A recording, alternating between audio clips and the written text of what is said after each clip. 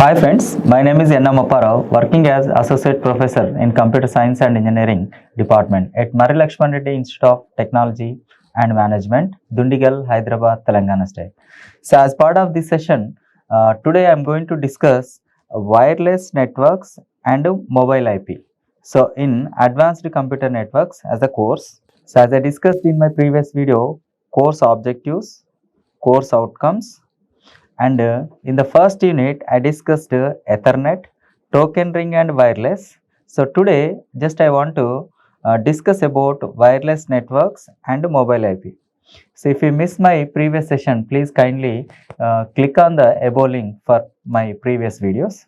Now, these are the textbooks I have followed, I discussed in the previous video, and these are the reference books. And so for this session, I have taken content from tutorial point and geeks4geeks.organization. Now, wireless networks and mobile IP. So now, before going to discuss about wireless networks and mobile IP, so here I want to give the simple definition of computer networks that are not connected by cables are called wireless networks. So now, today I want to discuss about. Now, in this session, I want to discuss wireless networks and mobile IP. Next, computer networks that are not connected by cables. Not connected by cables are called wireless networks. So, for example, so I have a one device 1 and device 2. See, if it is a communication media, say in between these two devices, so data flow from source to destination. So as we know that this is the age-old story. So within the two devices, if we give the cable, that is called wired computer or wire communication. So next, now as part of these wireless networks and mobile IP, so are not connected. Computer networks that are not connected by cables are called wireless networks. For example, so I have a device 1 and a device 2. Device 1 and a device 2. Still, I want to send a message from source device 1 to device 2. In these cases, we have two different types of networks. First one is wired, as I discussed earlier. Next one is wireless communication. We can send a simple message that is a hi or another kind of data. So from source to destination, that is device 1 to device 2. So without wire also. So called as wireless networks. They generally use radio waves for communication between network nodes. So instead of wire, so obviously, so radio waves for communication between the network nodes. They allow device to be connected the network while roaming around within the network coverage. Still, we can send the messages, so or else we can send the data. So without wire by using radio waves for communication purposes. Simply, we can call it as wireless networks. Now, this is a example figure of the wireless networks. Suppose, for example, we can get the data or else we can get the access points from the internet. So this is the access point. So from this access point, we can simply communicate with laptops, printers, mobiles, and personal computers, photo camera, so on. So by using Bluetooth or wireless communication media. So for this purpose, we need a access point. For example, Wi-Fi is the access point. From this Wi-Fi device, so we can send and receive the messages or else data.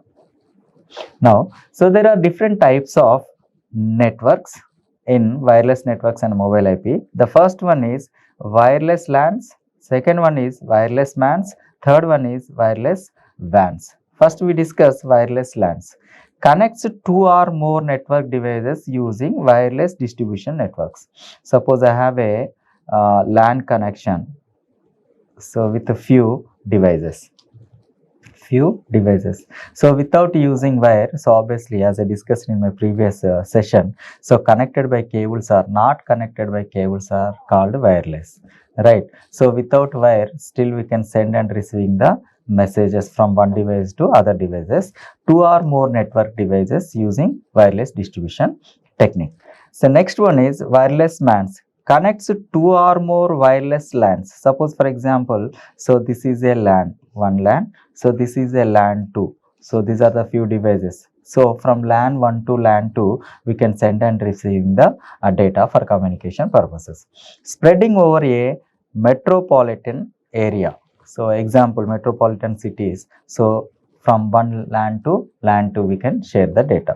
So last one is wireless WANs. So connects large area comprising LANs and MANs and personal networks.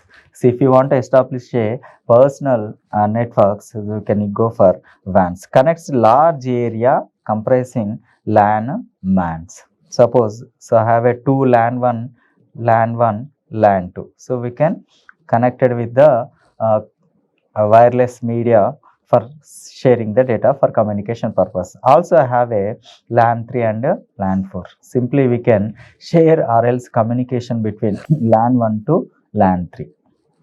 That purpose, so if you want to share large areas, so obviously we have to use wireless WANs.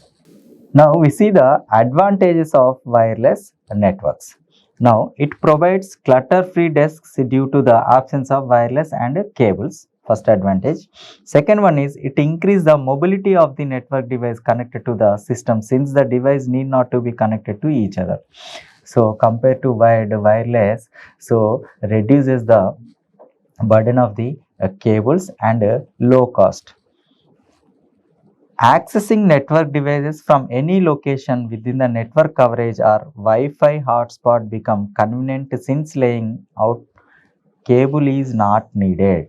So instead of wire, so wireless is bit better nowadays. Trending communication purpose we use Wi-Fi's, right? So main advantage is cables is not needed. Still we can send and receive the data. Installation and setup of wireless networks are easier. Suppose for example I have a Wi-Fi router. Simply we can connect the our devices if it is Wi-Fi enabled devices, so we can send and receive the data. So that's the reason installation and setup of wireless networks are bit easier. Last one is wireless networks require very limited or no wires. For router, so we need a cable. So from the router, so need not to be a wired one. It reduces the equipment and setup cost. Reduces the equipment and cost. So these are the few advantages. Next, as part of examples of wireless networks. So we have been seeing that mobile phone networks, wireless sensor networks, satellite communication networks. These are the traditional examples of wireless networks. Next one is wireless networks and mobile IP. So in that I want to discuss about mobile IP.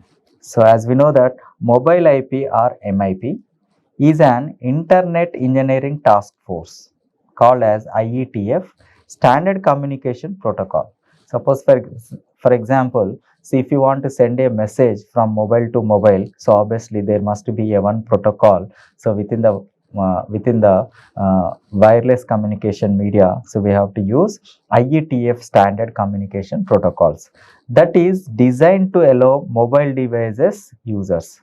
So nowadays each and every mobile phone has a smartphone has a internet, right? So for communication purpose, so we have a one protocol. So that protocol should be in IETF standard communication protocols to move from one network to another while maintaining a permanent IP address. It enables the transfer of information to add from mobile computers such as laptops, wireless communications. The mobile computer can change its locations to foreign networks also. So now, see if you travel from one country to another country, so obviously we have a one protocol called IETF standard communication protocols. In that cases also we use mobile IP. Locations to a foreign network can still access and communicate with and through the mobile computer home network. Suppose for example, see if you are in India, see if you travel from India to US, this communication is different and this communication is bit different, but still we can receive the data from other country communication purpose also. So that's the reason mobile computers home network to communicate with the other country communication purpose. Now I want to discuss about mobile IP in wireless networks and mobile IP topic. So mobile IP or MIP is an Internet Engineering Task Force standard communication protocol. So mobile IP in the sense, so obviously we have to maintain one protocol for transferring the or else communication from one mobile to another mobile. In that cases, designed to allow mobile device user to move from one network to another network. Suppose for example I have a one network, so I have a another networks too. So in between these, if you want to communicate, so there must be a one protocol in between these two networks. In that cases, mobile IP or MIP protocol will be used for maintaining the data. So for this purpose, network to another while maintaining a permanent IP address. So we have to maintain a permanent address. Why? Because we'll discuss. It enables the transfer of information to add from mobile computers such as laptops and wireless communication purposes. This mobile computer can change its location to foreign networks also. Suppose for example, so I use one network in India, so I use another network in US. Still, if you travel from India to if you travel if you travel from India to US, so obviously, so network will be changed, right? In that cases also, mobile IP will be used. So device is same, but network is bit different. So the mobile computer can change its location to foreign network and still access and communicate, right? So with and through the mobile computer home network, right? Next, mobile IP for better mobility. So mobile IP, a technology which supports mobile data and applications that are dealing with the wireless connectivity. So whatever the advantage is available in the wireless community, so same advantage will be acquired so to the mobile IP. A user may now disconnected his computer so in the office and reconnect from another site also. Suppose for example I have a device, so there are network 1 and network 2. Sometimes you may use this network. So if you don't want this network, so obviously so we can use this network also. So in offices, shopping malls, in organizations from different data domains. So in the office and reconnect from another site within the same office or elsewhere.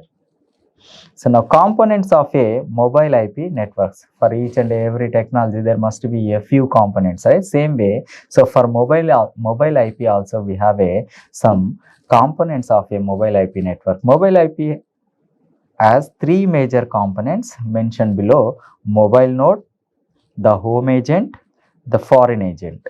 The mobile node, a device such as a cell phone, personal digital assistants or laptop whose software enables network roaming capabilities. Suppose for example, I have a device 1 and a device 2.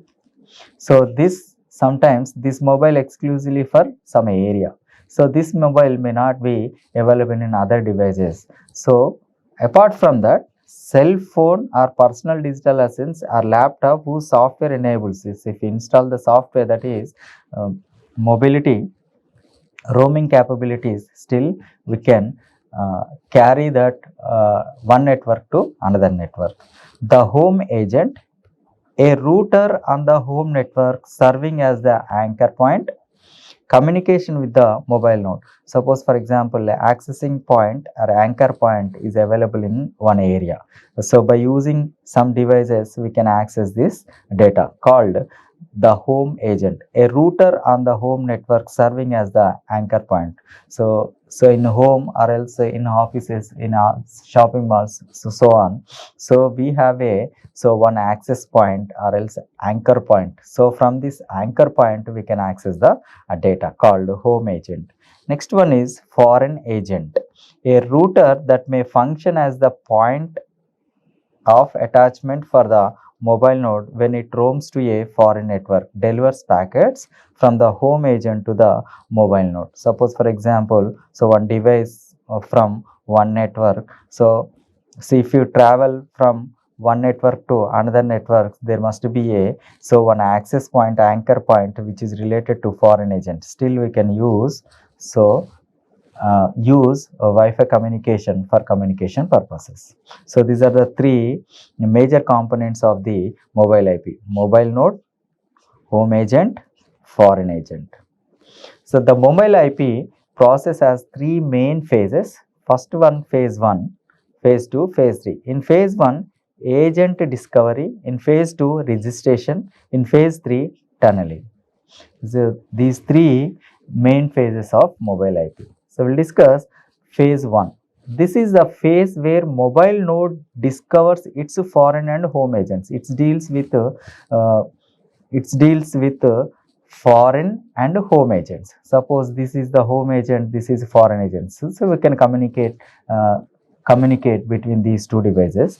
A mobile node first determines its connected locations by using ICMP router. For example, ICMP router is there. So from that ICMP router, discovery messages will be there. If it is connected locations is within the local network, then the normal IP routing is used for communication. So when a mobile node determines that it has moved to a foreign network, it obtains a care of address. This is bit important. Care of address from foreign agent reflects its current location. So suppose for example, if you move from local or else home address to foreign address, so it obtains a care address from the foreign agent reflects its current location. Two types of care addresses, care of addresses. First one is this: care of addresses acquires from a foreign agent. First it sends the IP addresses, so which is related to foreign agent. An IP address of a foreign agent that has an interface on the foreign network being visited by the mobile node. It will be changed from local or else home agent to foreign agent. The collected care of address, this represents the current position of the mobile node on the foreign network and can be used by only one mobile node at a time. The call located care of addresses. For example, suppose for example I have a device, so I have a foreign agent here. So still we can send and receiving the data from local device to foreign devices. This represents the current position of the mobile node on the foreign network and can be used by only one mobile node. It uses only one mobile node. Now phase 2. This is the phase where a mobile node registers its current locations with the foreign agent and the home agent. So it deals with the current location and foreign agent. So if the connected location is identified as a foreign location, then the mobile node looks for a foreign agent. Suppose device 1 is in foreign networks, it will be act as a foreign node IP and registers itself with the foreign locations. So, and the foreign agent in turn notifies the home agent and creates a tunnel. So in between this, foreign agent will create a tunnel between itself and home agent. During this phase, the mobile node sends a registration request messages to the foreign agent, which forwards the message to the home agent. So obviously foreign agent will take a vital the mobile node sends a registration request messages to the foreign agent, so which forwards the message to the home agent. So here foreign agent plays a vital role in the mobile IP. So if you send a request to the foreign agent, so obviously it accepts and creates a one node. The home agent sends back a reply after updating its registration table, so with the home address and care of address mapping. So for each and every request, it stores address within the table format. The flow of this message is described in the figure in the next slide. So now see the simple diagram of the mobile IP. So here mobile node sends the request and if it is request accepted by the network, it sends the registration reply. So same way, registration request, next registration reply. So this is home agent. So this is for text. We can communicate the by using text or else messages or else data. So within the time period only we have to send the data. Thus a successful mobile IP registration set up the routing mechanism for transporting packets. So obviously data in the sense in the network layer, so we use packets, right? So and from the mobile node as it has rooms. So phase 3, this is the phase where a reciprocal tunnel is set up by the home agent to the care of address to root. Suppose for example, so device 1 and home address. So in between this there must be a one tunnel. So tunnel used for transferring the data from one device to another device to the mobile node as it roams. So the method by which mobile IP receives information from a network is called tunneling. As we know that it has two primary functions. So encapsulation and decapsulation. So encapsulation of the data packets to reach the tunnel endpoint. So when the packet is delivered at the endpoint. So here data packet and packet is delivered at the endpoint called decapsulation. Thank you for watching this video.